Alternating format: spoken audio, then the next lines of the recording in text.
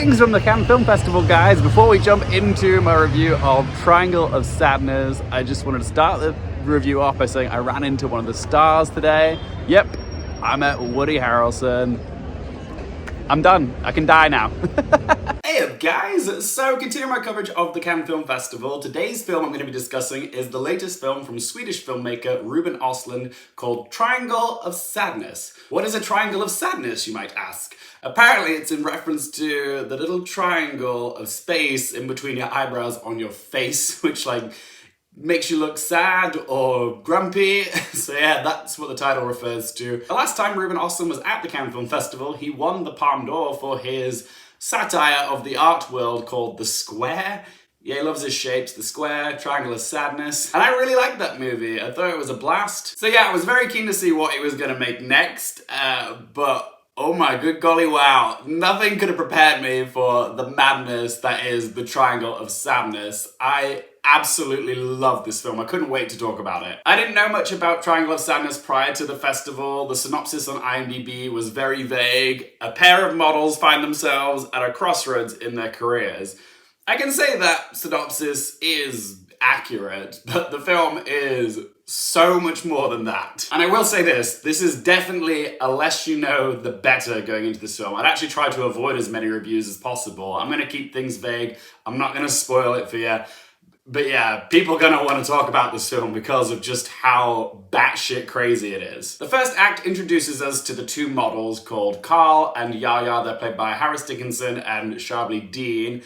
They see their relationship as something transactional, as they're two very attractive people. They've got together, they want to travel the world, take pictures and boost each other's profiles on Instagram so that when the work dries up for them as models, they can live off being like influencers. They get given a free trip on this luxury yacht, which they can take pictures on, which brings us into Act 2, and that's as far as I'm gonna go with the plot. Anything more than that would be spoiling it for you. But I will say this, the rest of the film is wild. Triangle of Sadness is a rapturous delight. I laughed so hard, it actually hurt. When it comes to the comedy, Östlund goes all out in this one. Ruben Östlund is a filmmaker who likes to make his audience squirm. The Square had so many great scenes which were just deliciously awkward to watch. Like, they're uncomfortable, but at the same time they're very funny. And he's brought the same serrated satirical wit to Triangle of Sadness. There's so many brilliant awkward scenes in this. The first act is just one awkward conversation between Carl and Yaya, and it's all about money and gender politics, and it's fucking hilarious. And there's also loads of jabs at the excessively wealthy and how tone deaf they sound. There's this one lady on the yacht who's talking about how perfect everything is, but then she looks at the sails and apparently they're a little bit dirty. And there's not even any sails because it's like a motorized yacht. So it's just like, okay. So yeah, in many ways, Triangle of Sadness is a companion piece to The Square, but Östlund really has cranked it up a notch in Triangle. This time, he's gone more raucous. There's an entire set piece revolving around projectile vomiting and explosive diarrhea. And you know what? I thought it was hysterical. Normally, I'm not a big fan of toilet humor. I often find it quite cheap, but the way that Ruben Östlund slowly builds this scene, the payoff is just so rewarding because it's all the little details, all the minor shots that build to it, and the score as well. It gets progressively more and more audacious and hilarious. But Östlund's script is also so sharp and biting that when it does come to the gross out stuff, it feels earned. Triangle satirizes class, white privilege, influencer culture, the fashion industry, gender roles, and the super rich. You guys know me, I love a social satire, and this film has so much to say. And it's not saying anything we don't know, it's just very in on the joke. There's a recurring theme in the film that everybody is equal, but there's so many great pointed little scenes on the yacht with the rich, literally rich roster of supporting players that show that we might all be equal, but some are more equal than others. I really do want to go into greater detail about what happens on the yacht, but honestly, the less you know, the better. Just go into this film and be surprised. I can say that the acting in this is great. Harris Dickinson and Charlbi are terrific as a pair of vapid, entitled influencers. But there's a fantastic roster of supporting players who deserve special mention as well, like Zlatko Burek, who plays this Russian philanthropist who made his millions in shit, like literally fertilizer.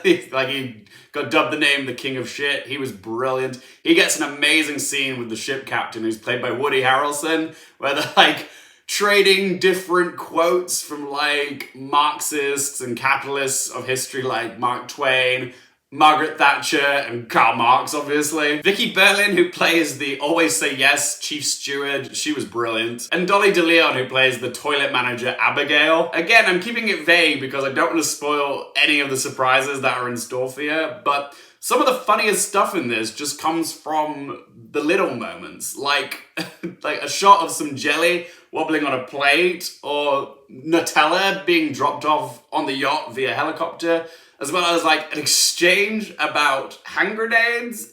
Yeah, there's so many like little treats in this movie. As for negatives, it's probably going to be a little too long for some people, this movie. It clocks in at 2 hours and a half, but I was so entertained watching this film that the runtime didn't bother me at all. But there were a few scenes which I don't think added a whole lot, like a minor scene involving some engagement rings and another scene involving someone finding some aftershave. They didn't really add much to the overall story. They probably could have been trimmed down a little bit. But even still, I was having so much fun watching this movie that I can forgive little things like that. So it's time to ask them 3 questions. Firstly, would I watch this again? Absolutely. Triangle of Sadness is a phenomenal film. I can't wait to buy a copy of it and add it to my collection back home. Question 2, do I recommend it for you guys?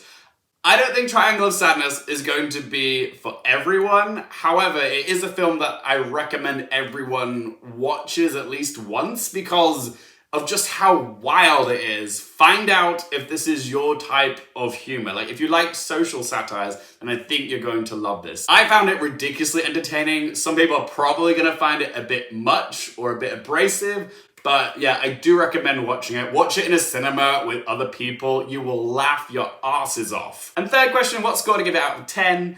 Triangle of Sadness is easily my favorite film I've seen at the Cannes Film Festival so far. Sorry. Excuse me. Let's try that again. Triangle of Sadness is easily my favorite film I've seen at the Cannes Film Festival so far. I even think it has a shot of winning the Palme d'Or, but we'll see. But it was a delightfully audacious surprise, which I ended up loving. So I'm gonna give Triangle of Sadness a score of 10 out of 10, and I also think it is a film everyone should watch at least once before they die. I know it's not gonna be to everyone's taste after they watch it, but I think you should watch it just for the lulz. But as always, guys, it's just one bloke's opinion. I would love to hear your thoughts on Triangle of Sadness. If you've seen it, what did you make of this film? Let your voice be in that comment section down below. If you've enjoyed the video, hit the thumbs up button. If you want more movie, TV, and Oscars-related content, don't forget to click subscribe, and if you want to stay up to date with all my Cannes Film Festival coverage, be sure to follow me on Twitter, Instagram, TikTok, all those links in that video description down below. And as always, guys, thank you so much for watching. For more things related to movies, TV, the Oscars, and popcorn culture, I'm Luke Carefield, and I'll see you next time.